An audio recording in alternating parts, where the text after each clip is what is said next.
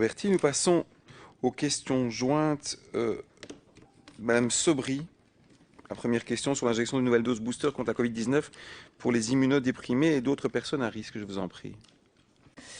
Merci, Monsieur le Président. Madame la Ministre, le 24 janvier dernier, vous tweetiez, je cite, « Le Conseil supérieur de la santé recommande de booster à nouveau les personnes immunodéprimées, très fragiles et à risque face au Covid-19.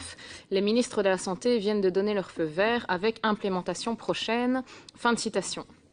J'en viens donc directement à mes questions. Comment... au niveau de cette implémentation prochaine pour laquelle vous avez donné donc votre accord, quel a été le timing décidé? Comment est-ce que vous vous êtes positionné à la fois sur la liste des personnes qui doivent faire cette 4e dose, sur le laps de temps après la 3e injection et sur l'efficacité prouvée de cette 4e dose concernant le variant Omicron? Pardon.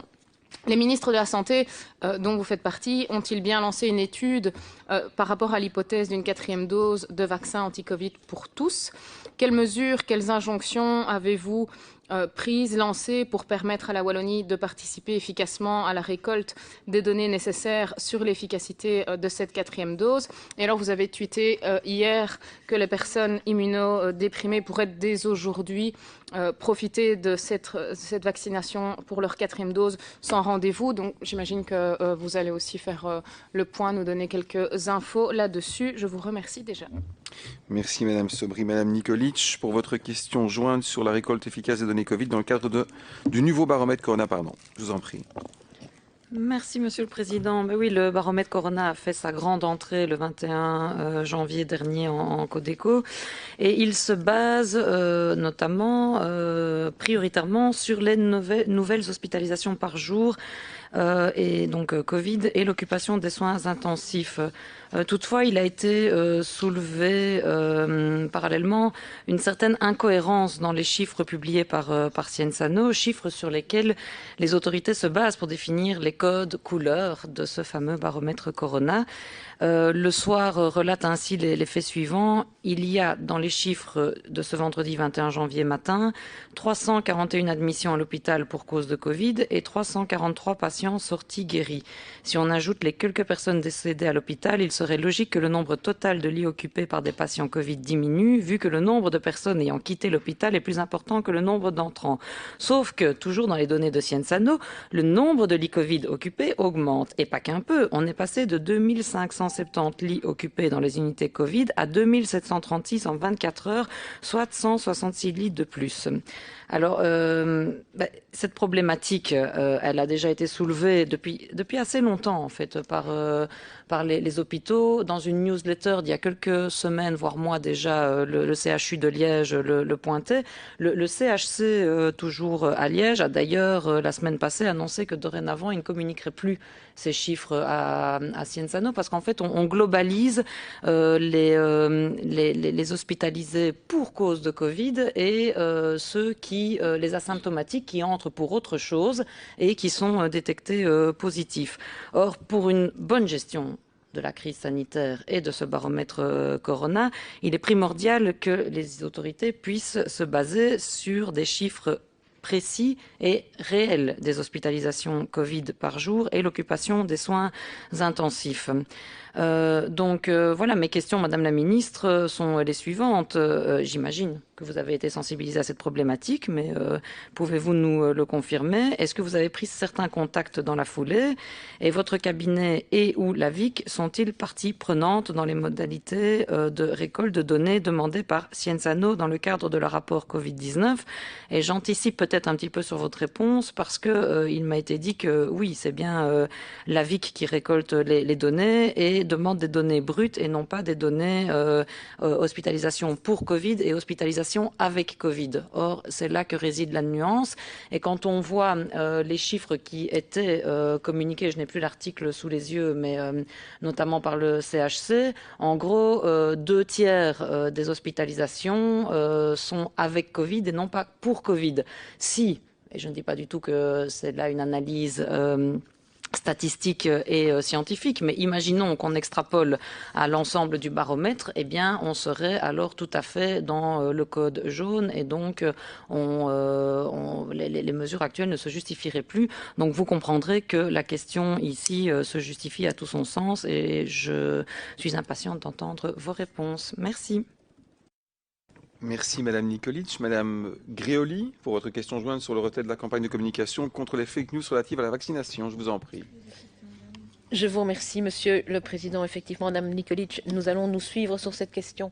En fait, Madame la Ministre, le journal de Standard avait soulevé une information, c'est le fait que le gouvernement wallon avait retiré sa campagne contre les fake news relatives à la vaccination. Alors, ici, soyons bien clairs, tout le monde est conscientisé et tout le monde estime qu'il est grand temps de combattre les fake news. Et je vous avoue qu'à titre personnel, je n'ai toujours pas compris pourquoi il faut autant de temps, y compris au niveau européen, pour réguler les algorithmes des réseaux sociaux. Mais ma question porte sur la campagne que vous avez décidé de retirer, puisque, en fait, que s'est-il passé ?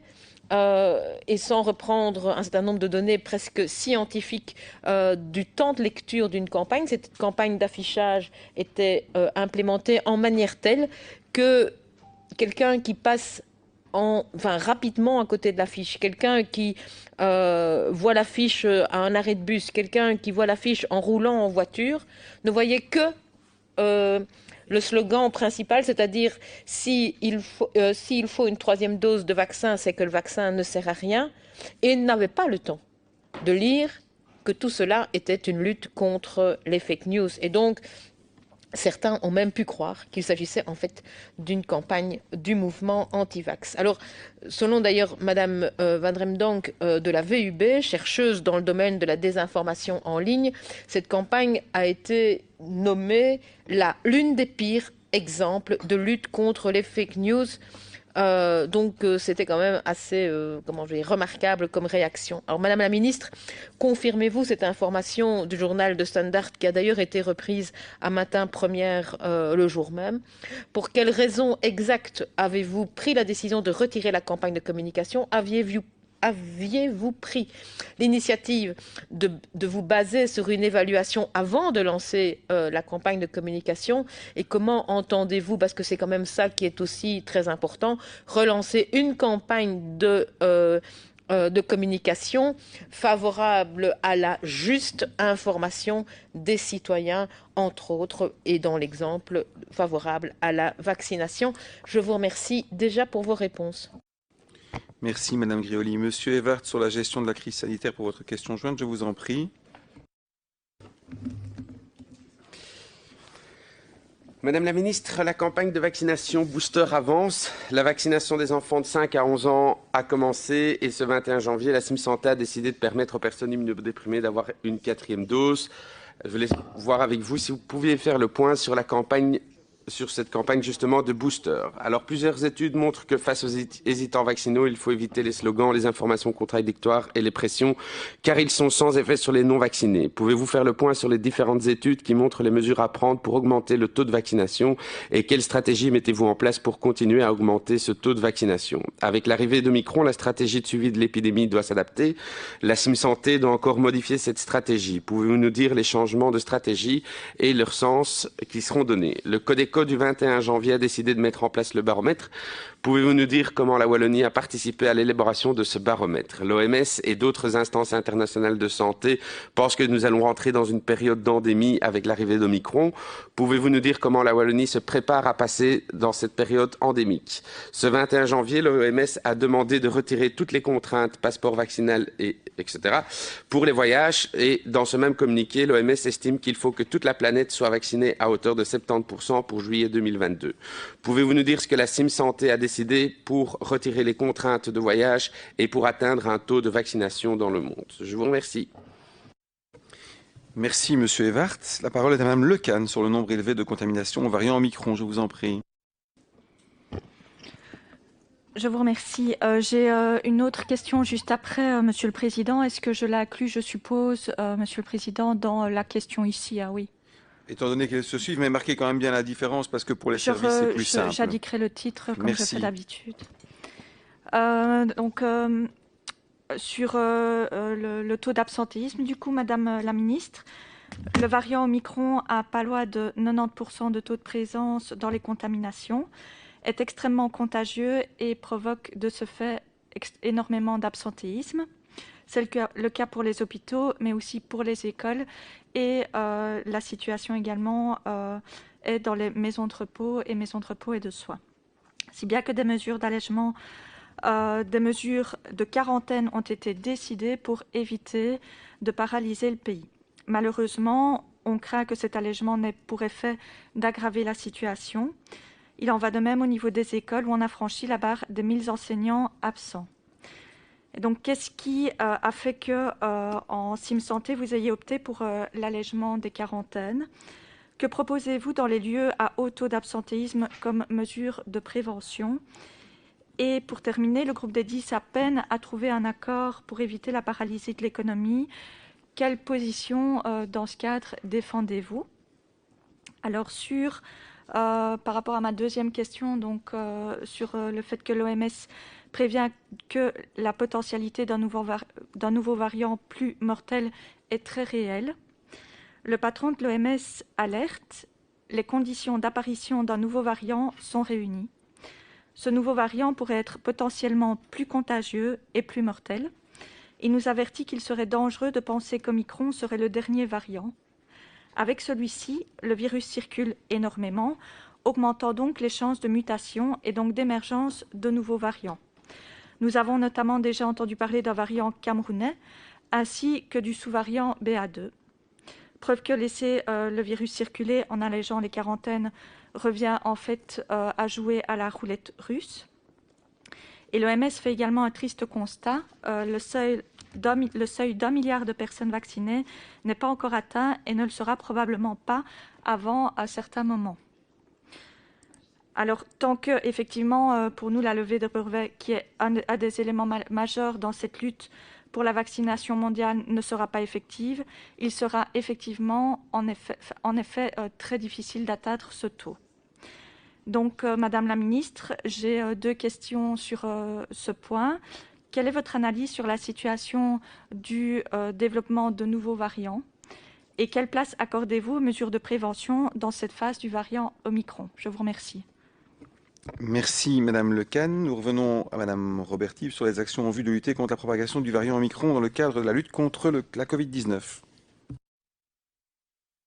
Merci Monsieur le Président. Madame la Ministre, lors de la précédente réunion de commission, vous abordiez plusieurs études en cours demandées par la CIM ou par votre cabinet dans le cadre de la stratégie de lutte contre le Covid-19 et son variant Omicron. Je souhaite dès lors revenir sur plusieurs points afin de connaître l'évolution de cette stratégie en Wallonie. Alors, l'avis du Conseil supérieur de la santé attendu pour la 4e dose chez les personnes fragilisées est maintenant connu. Lors du dépôt de ma question, plusieurs questions étaient évoquées pour ma part sur ce sujet. Elles ont trouvé réponse. On sait aujourd'hui que les personnes immunodéprimées peuvent recevoir une 4e dose si elles ont reçu la 3e en septembre ou en octobre, et cela sans même un email, un SMS ou un courrier.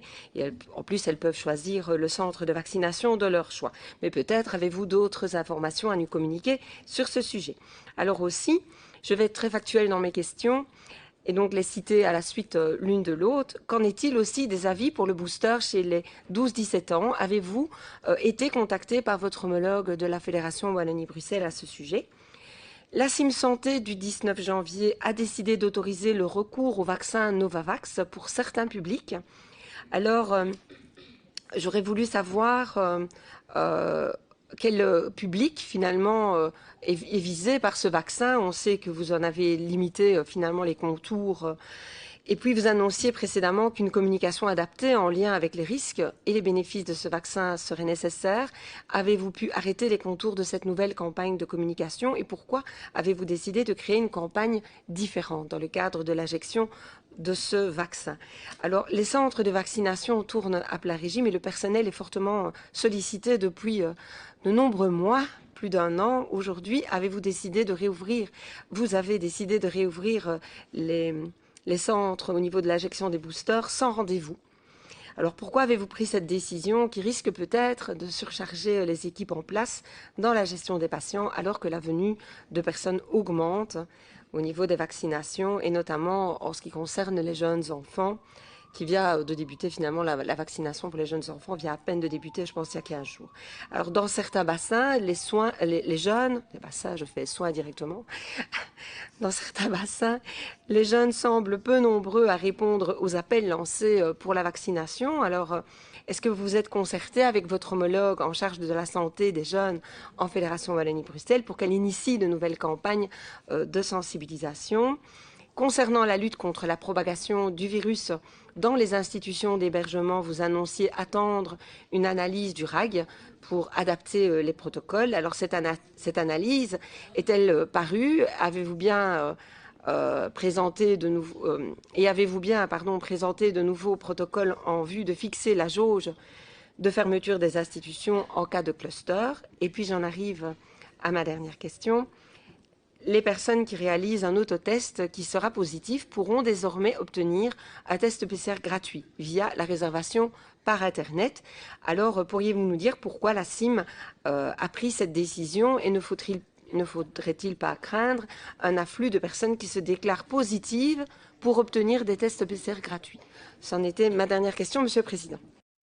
Merci Madame la députée. Nous passons à la question de Mme A. Alouche sur la nouvelle validité du Covid Safety Kit suite au comité de concertation de ce 21 janvier. Vous avez la parole.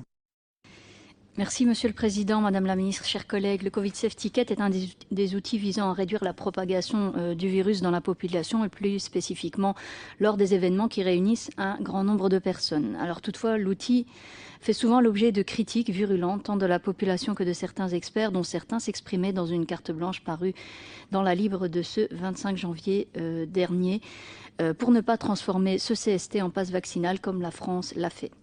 Alors le Codeco de ce 21 janvier a décidé de nouvelles règles relatives à l'usage du CST d'ici le 1er mars. Le certificat européen actuellement valable pour une période de 9 mois pour les personnes vaccinées ayant reçu 2 doses verra sa validité réduite à 5 mois.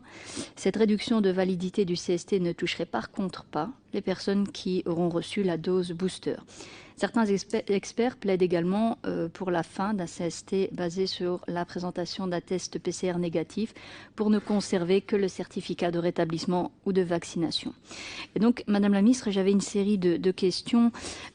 Pourquoi sommes-nous passés à cette réduction de la validité du CST pour les personnes ayant reçu 2 doses? Pourquoi a-t-on décidé de maintenir le principe du pass 3G et de ne pas avoir par exemple adopté le 2G ou 2G+, comme l'Allemagne? Pourquoi cette décision a-t-elle été actée sans attendre la fin des débats avec l'obligation vaccinale? Et le gouvernement wallon plaide-t-il en CIM santé ou au Codeco pour l'instauration de quelque chose qui s'approcherait du pass vaccinal? Avez-vous demandé par exemple au Conseil supérieur de la santé une évaluation de l'usage du CST en Wallonie pour mieux cerner les avantages de son usage? Et allez-vous présenter prochainement un nouvel accord de coopération qui traduira les nouvelles décisions du Codeco? Je vous remercie d'avance pour les réponses. Merci Madame la députée. Madame Nikolic sur l'implémentation des consignes du dernier comité de concertation adressé aux entités fédérées, je vais y arriver.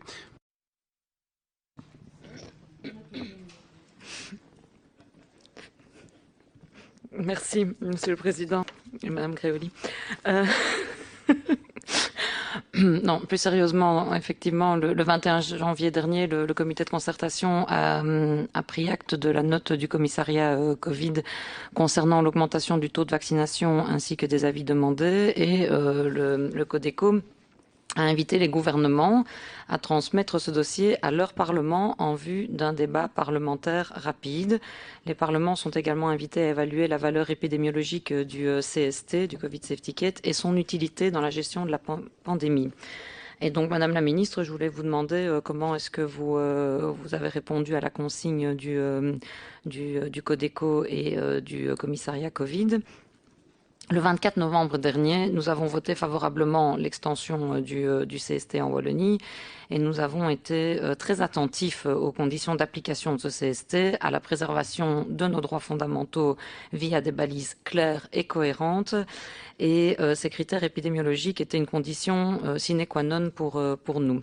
Alors, le texte wallon contient des systèmes de cliquet qui permettent de sortir par arrêté gouvernemental du système CST quand certains critères épidémiologiques sont atteints. Avec l'entrée en vigueur du baromètre Corona, quelles dispositions avez-vous pris en vue de contrôler la valeur épidémiologique du CST et son utilité dans la gestion de la pandémie en Wallonie? Je vous remercie d'avance pour vos réponses.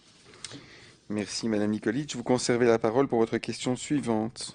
Oui, donc c'est sur les fake news. Ça a déjà été abordé par Madame Gréoli et entre la rédaction et le dépôt de la question et aujourd'hui, pas mal de choses se sont passées. Je vous posais des questions sur l'évaluation de la campagne, mais elle a été retirée. Donc vous me permettrez d'adapter quelque peu mes questions. J'espère que vous pourrez adapter les questions en conséquence.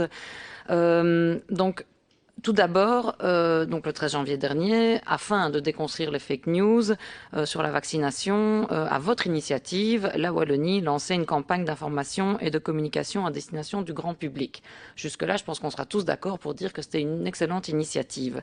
Après, je ne sais pas comment ça s'est passé et qui sont les communicants qui étaient derrière, mais ils ont souffert d'un phénomène bien connu dans le monde des communicants, c'est ce qu'on appelle l'effet Streisand, c'est-à-dire que finalement, une information que l'on voulait cacher ou démentir, en tout cas, se retrouve finalement un peu au cœur du message qui est diffusé. En l'occurrence, ici, c'est le message que cette campagne voulait démonter qui a surtout circulé. Madame Gréoli l'a évoqué tout à l'heure. En grand, on avait la fake news. Malheureusement, c'est ce que les gens ont retenu parce que quand on passe rapidement devant un panneau de publicité à pied ou en voiture, on ne retient que ce qui est écrit en grand et pas ce qui est écrit en petit. Et donc, si l'objectif était louable, malheureusement, on va dire que le moyen, le média, on parle de communication, n'était pas idéal.